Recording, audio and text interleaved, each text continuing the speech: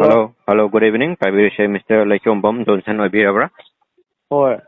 Okay, totally ba call say business development project amaga mari and Tokjarapaniko, Mr. Johnson.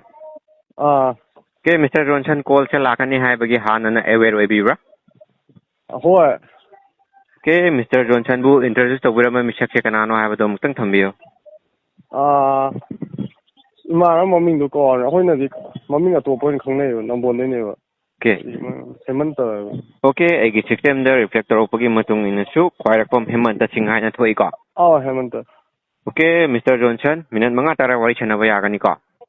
Oh yeah, nee. Okay, Mr. Johnson, Taugliba call Sigi clear agenda Hana Thamjagika.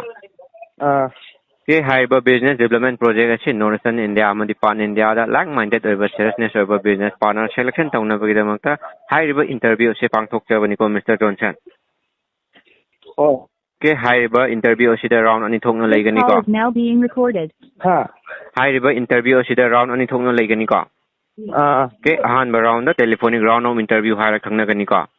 Okay, an issue with the face-to-face interview, higher Kanaganica. Okay. Hoji Tokliba call say Ahan Marangi, telephonic round of interview have Aduki call Nika. Okay, Mr. Johnson, the question Karang Jaganika. On the Chumbalanva focus of the day, Maramdi, Quina, Pijaribo opportunity is job Kinateko, business you by Shaki, system of create a way and avoid the Maka Kudung Java, the Pijavani, Mr. Johnson, Kangasu, Kandragasuyam. Honest when a computer can have a guitar Tamjarica. Okay, Mr. Johnson interview siya holding among one and Mr. Johnson gi oiba sharp introduction have the Mr. Johnson je kari lamdagi amadi imapabung na kari hona beri chinaw na kaya no have the kitang thamyo. Ai lemram nei ne ba. Okay. Ahoi howana kaino telecom gi thawam doe. Okay. Ada khoma kain tawde de sinaw mari ne aina second mo ba. Okay. Okay, Mr. Johnson. Mr. Kwairakum Hemanta Singna, Highway Pagi Matungina, Tokdurba Business Oiba idea, Mr. Johnson, the way Tambiramba Laragadi, Kitang share to you. Man have Karinom Highway, as you present one white the Vigi Pazana Tadi, kind of Biko, maybe can not dine the happy dine local Ma, you way Pazana Sanadiva. Okay, Kashukai de Mr. Johnson, I tend to share to Jeremica. Okay, Hyper Business is e-commerce platform the work of Wanika. E-commerce. Okay, multiple line of industry Shinglady have the 23 line of industry in Makada, 200 plus brand company partnership Shemaga, 100 plus country the run to whatever business Amakangnika. Okay, market amadi company transaction to including royalty profit higher than earning make to Wanika. Okay, Mr. Johnson Kangbayava Tambayava the Yamna lady at the book with a fungible minute Yamna 10 Maramna in details Kangmaki Kudung Tavato, Hugimaki and the Legeteka. Matangi next round interview that Hen Kangmayava Kudung Tava to Plaganika. Okay, Mr. Johnson, and to the interview, Honabatoshika. I had no question the lecture game, Mr. Johnson. What do you mean by the term business? Business have a term J, Kamina Minto Wayagi, have the Kangagati, and share the wheel. My Minto was a wiggy live report to the developed on I did developed on a phone and Minto. Okay, Yamnachumiko, the woo. Business you over among the 8 of Sanjaraga, share of Jeremica. Okay, business have a product and the service like a product and a service equal below the actions on a process when a business and money high and logonica. Put them when Harvard, Mr. Johnson, 10 rupee note Amapuraga, Dukanda, 4 labor set Matamda, Dukan Mapuduna, 30 people, 40 people product Piraka. Kimaramdi, Mr. Johnson, Puriva, 10 rupee note to Kachana product on my actions on Nika. The higher by actions on neighbor processive when business and money high and logonica. Okay, Anisha question lecture again, Mr. Johnson. Active income Hivanga, passive income Hivanga Tavigrava, Taragati, share the wheel. Passive activity, my kind of idea later. Okay, it's quite a share of Jeremica.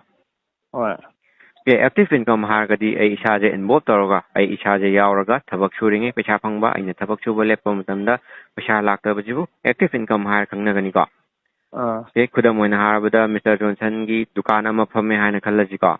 Hariba Dukan check with Mr. Johnson of Pamatam Dangashi Nomaje, Ichana Padagi, or a Tabak Anatin Madagi Tukanja, Hangbangam Davatagati, Mr. Johnson, Machine Nomagi income law. Okay.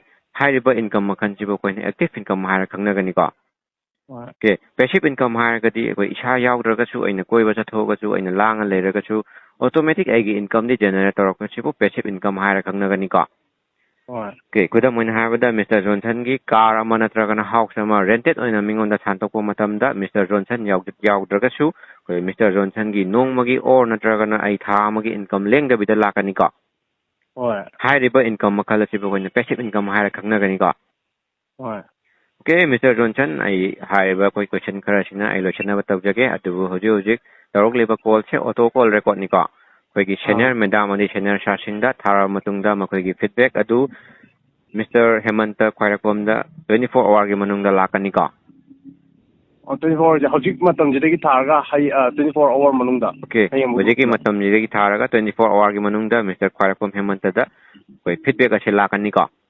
Okay if करिगोम positive feedback लाको तारगदी अनिसुबा round की interview असिदसु कोई physical हाइदना लेगनिको करिगुम्बा फिजिकल इंटरव्यू असे चटपीबा मतमदा फुल्ली ओइबा फॉर्मल ड्रेस चटपीगनिको अखोइना पिजरिबा वेन्यूदो 15 मिनट्स प्रायर ओइना थुंगबीगनिको इफ करिगुम्बा एनी मिस्टेक अमदगी कोई सीनियर मैडम अनि सीनियर शासिंगना नुंगाइतबा थोलगदी मिस्टर जॉनसन कोई इंटरव्यू मनुंग अदुदगी खुतबा रिजेक्ट तौथोरकनिको मदु थोक्तनबगीदमक्ता हाना एवेट ओइना खंगनजरमनिको ओके मिस्टर जॉनसन वे हाइबा आइगी इंटरव्यू से होती क्वेश्चन नंबर तौजगे अदुबु यामना सिंपल ओइबा क्वेश्चन अमतंग हंगजगिको होय के मिस्टर हेमंतना कोई यामना चावबो बिजनेस की अपॉर्चुनिटी अमा मिस्टर जॉनसन दा पिबिरकपचे मिस्टर जॉनसन की थमोइदा करी फाउबिगे हाइबदो खितंग शेयर तौबियो